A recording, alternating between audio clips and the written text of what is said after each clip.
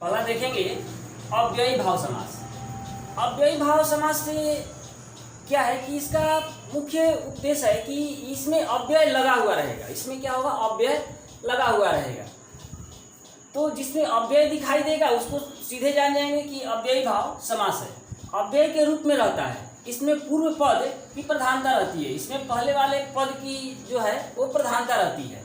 जैसे देख लेंगे कि शक्ति मनतिक्रम्य मीन्स यथाशक्ति। यथाशक्ति मीन्स क्या, यदि इसको तोड़ें तो शक्ति प्लस अनतिक्रम्य मीन्स शक्ति के अनुसार शक्ति, यानी कि यथाशक्ति।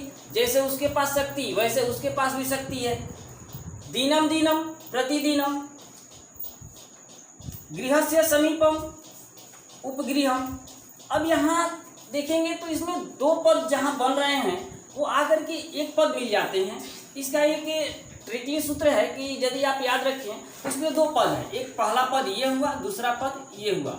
इसका सबसे आसान उपाय कि इसको ऐसे याद रखें कि इसका पहला पद जो होगा, पहला पद जो होगा वो छोटा होगा। एकदम आंख बंद करके देख लेना है। पहला पद क्या होगा, छोटा होगा और दूसरा पद बड़ा होगा। यानी कि पहला पद ये देख छोटा है और दूसरा पद बड़ा है। पहला पद प्रति छोटा है, अव्यय है। यथा अव्यय है, उप अव्यय है, गृहम तो संज्ञा है। तो यहाँ देखेंगे जितना भी इसका पहला पद आ रहा है ये क्या है, छोटा हो रहा है और दूसरा पद बड़ा हो रहा है। इस प्रकार से यदि हम एक और एग्जाम्पल ले लें तो यथा संभव भी हो जाएगा। यथा संभव, यथा संभव। तो इसमें भी देखेंगे यथा क्या है, छोटा हो जा रहा है और यथा संभव। इस प्रकार से यदि हम लोग देखें तो ये बहुत आसान है। केवल इसमें समझना यह है कि इसका जो भी पहला पद प्रधान होता है सही है, लेकिन इसमें जो पहला पद जो भी होगा वो क्या होगा, अव्यय होगा। दूसरा देखते हैं तत्पुरुष समास। इसमें उत्तर पद की प्रधानता होती है। उत्तर पद मीन्स बाद वाले पद। जैसे ये संभव है, बाद वाले पद की क्या होगी, प्रधानता होगी। इसमें कहीं कहीं दोनों पदों की विभक्तियां भिन्न भिन्न हो जाती हैं। कभी कभी क्या होगा कि दोनों पदों की विभक्तियां जो हैं वो यानी कि कारक का चिन्ह जो है वो अलग अलग बदल जाते हैं, अलग अलग हो जाते हैं। वो व्यधिकरण तत्पुरुष कहलाते हैं, जिसमें भिन्न भिन्न विभक्तियों का प्रयोग होता है। एक ही वाक्य में दो दो विभक्तियां बदल जाती हैं, वो व्यधिकरण तत्पुरुष समास कहलाता है। जैसे देख लेते हैं ग्रामम गतः, क्या होगा, ग्रामम गतः मीन्स गांव को जाता है। ग्राम गतः ये कौन सा होगा, कर्म कारक द्वितीय विभक्ति होगा। जब भी हम लोग इसका संक्षेप करते हैं, सारांश करते हैं, छोटा करते हैं तो करना क्या है, कारक को हटा देना है, विभक्ति को हटा देना है और उसके को समास कर देंगे। और यदि विग्रह करना है तो विभक्तियों को जोड़ देंगे, विग्रह हो जाएगा। इस प्रकार से देखते हैं कि तीसरा कर्म कारक के बाद आ गया कौन सा, तो ज्ञानेन हीनः है। ये तृतीय विभक्ति में ज्ञान से हीन, ज्ञानेन हीनः मीन्स ज्ञान से हीन, ज्ञानेन हीनः, हीनः ये क्या है, ज्ञान से, ज्ञान से हीन क्या हो जाएगा, ज्ञानहीन, ज्ञानहीन हो जाएगा, ज्ञानहीन। ये तृतीय तत्पुरुष हो गया, तृतीय तत्पुरुष। अब तृतीय तत्पुरुष में करना क्या है कि इसमें हम लोग कौन सा ट्रिक लगाएंगे, तो इसमें ट्रिक होगा कि जो भी दूसरा पद प्रधान होगा, इसमें क्या होगा कि दूसरा पद प्रधान होगा। जैसे कौन सा पद प्रधान होगा, दूसरा पद प्रधान होगा। अब देख लेते हैं कैसे। यदि कहते हैं कि हीन है तो किस चीज से हीन है, ज्ञान से हीन है। तो यहाँ से क्या है, ज्ञान से हीन है। यदि एक और लिख लेते हैं, रेखांकित ले लेते हैं। रेखांकित मीन्स क्या, रेखा से अंकित, क्या हो जाएगा, रेखांकित, रेखांकित हो जाएगा। इसके बाद यदि चतुर्थी विभक्ति में आते हैं, युपाय दारू है, मीन्स युक्त दारू, युक्त दारू।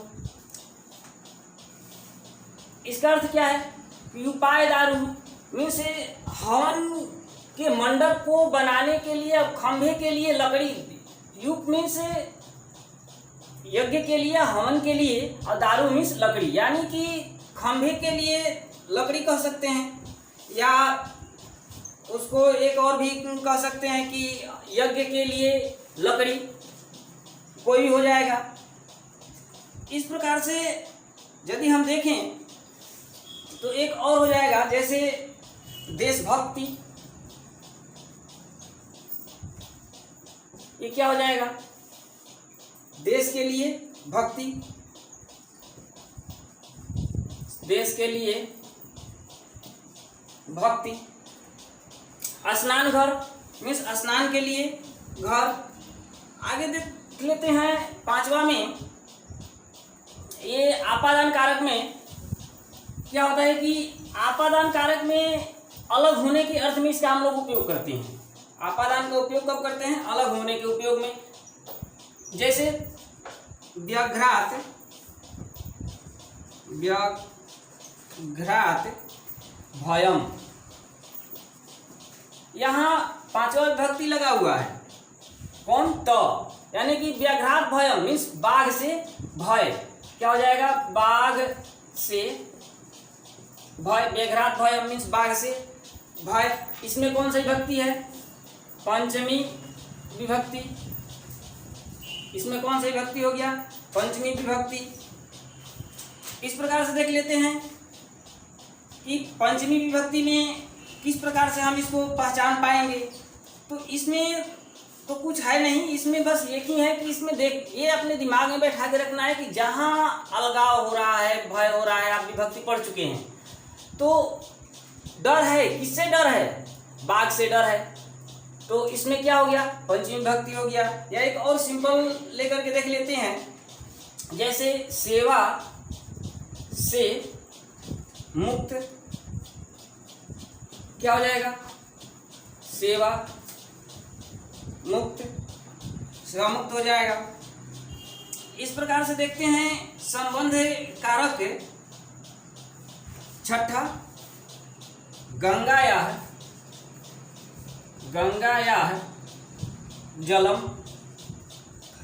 गंगायाः जलम मीन्स गंगा का जल। इसमें कौन सा विभक्ति हो गया, षष्ठी विभक्ति, ये षष्ठी विभक्ति हो गया। इसमें क्या है कि इसमें दूसरा पद प्रधान होता है। इसमें क्या होगा, दूसरा पद प्रधान होगा, कौन, कहाँ का जल, तो गंगा का जल, कहाँ का जल, तो गंगा का जल। इसमें दूसरा पद प्रधान हो गया। एक और देख लेते हैं, जैसे राजपुत्र, एक और देख लेते हैं, राजपुत्र, क्या हो जाएगा, राजा का पुत्र, राजपुत्र। ये कौन सा विभक्ति है, षष्ठी विभक्ति। सप्तमी विभक्ति देख लेते हैं, अधिकरण कारक की, अधिकरण कारक में देख लेते हैं काव्ये प्रवीण मीन्स काव्य में प्रवीण, तेज। इसको यदि समास बनाते हैं हो जाएगा काव्य प्रवीण। इसमें कौन सा विभक्ति हो गया, सप्तमी विभक्ति, सप्तमी विभक्ति हो गया। इसको और किस प्रकार से हम लोग कर सकते हैं, इसको कैसे समझेंगे, तो इसमें चिन्ह क्या है, में पर मीन्स काव्य में प्रवीण, तेज। एक और देखते हैं, जैसे पुरुषोत्तम, पुरुषोत्तम मीन्स क्या, पुरुषों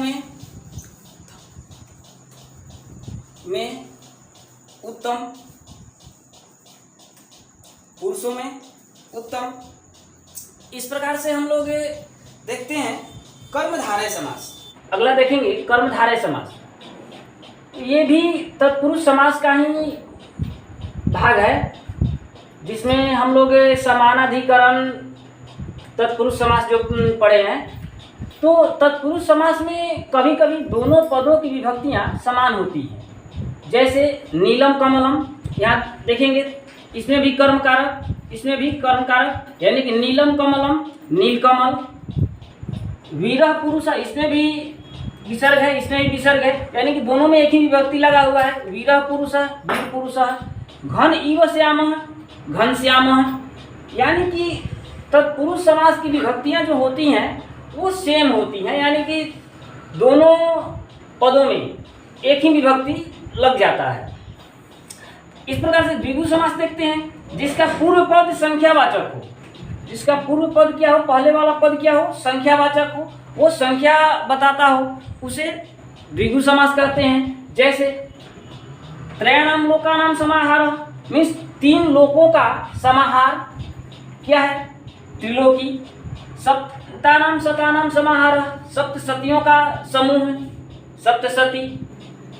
एक नैया समास है। नैया समास है किसी पद के साथ होने से उसे नैया समास कहते हैं। नैया में क्या होता है कि उसमें न अर्थ लगा हुआ होगा, जैसे न ज्ञान अज्ञान। इसमें एक बार और चीज सोचना है, देखना है, याद रखना है कि व्यंजन के पूर्व में यदि अ है तथा स्वर के पूर्व में अन हो जाता है। यदि व्यंजन वर्ण रहेगा तो उसके पहले क्या होगा, अ होगा, और यदि स्वर होगा तो उसके पहले अन लग जाएगा। जैसे यहाँ देखेंगे न मोघ है, यहाँ म व्यंजन वर्ण है, तो यहाँ व्यंजन वर्ण है, इसलिए यहाँ क्या होगा, न की जगह पर अ लगेगा। और यहाँ भी देखेंगे न मोघ अमोघ हो गया, न सिद्ध, यहाँ भी व्यंजन वर्ण है, असिद्ध हो गया। न अर्थ, या न के बाद ये स्वर है तो क्या हो गया, अनर्थ हो गया। न आगत है अनागत, यहाँ न के बाद क्या है, आ है। तो ये मतलब याद रखना है कि व्यंजन वर्ण के साथ अ को जोड़ना है, और यदि स्वर वर्ण होगा तो उसके साथ अन को जोड़ना है। इस अगला देखेंगे बहुब्रीहि समास। बहुब्रीहि समास में दोनों पदों के अर्थों से भिन्न अन्य अर्थ या पदार्थ की प्रधानता होती है, यानी कि जो भी अर्थ होता है दोनों अर्थ शब्दों का, उसका एक तीसरा अर्थ बन जाता है, उसका ही प्रधानता होती है। और दोनों का नहीं, तीसरा जो बनता है यानी कि 1 + 1 = 3, इसमें लागू हो जाता है। जैसे देखेंगे 10 आननानि यस्य स है, मीन्स 10 आनन, जिसका 10 आनन हो, मीन्स मुख हो, 10 मुख वाला कौन है, दशानन मीन्स रावण। पीतम अम्बरम यस्य सः, जो पीले वस्त्र को धारण किए हैं वे कौन है, पीताम्बर मीन्स विष्णु। वीणा पाणौ यस्य सः, जो वीणा अपने हाथों में पकड़ी हुई है वह कौन है, वीणा पाणी मीन्स सरस्वती। इस प्रकार से हम लोग द्वंद्व समास देखते हैं। द्वंद्व समास में होता क्या है कि इसमें च के अर्थ में होता है, यह जो होता है वो च के अर्थ में होता है, इसलिए इसमें दोनों पदों की अर्थों की प्रधानता होती है, यानी कि दोनों पदों की प्रधानता होती है। जैसे देख लेंगे रामश्च कृष्णश्च, राम कृष्ण, राम और कृष्ण। सुखम च दुखम च, सुख दुखे। पिता च पुत्रश्च, पिता पुत्रो। सीता च गीता च, सीता गीते। अब इसको यदि हम देख लें तो इसमें और भी हो जाएगा। इसमें दोनों पद प्रधान होता है, पहला पद और अंतिम पद। जैसे एक और देख लेते हैं, रात दिन, माता पिता,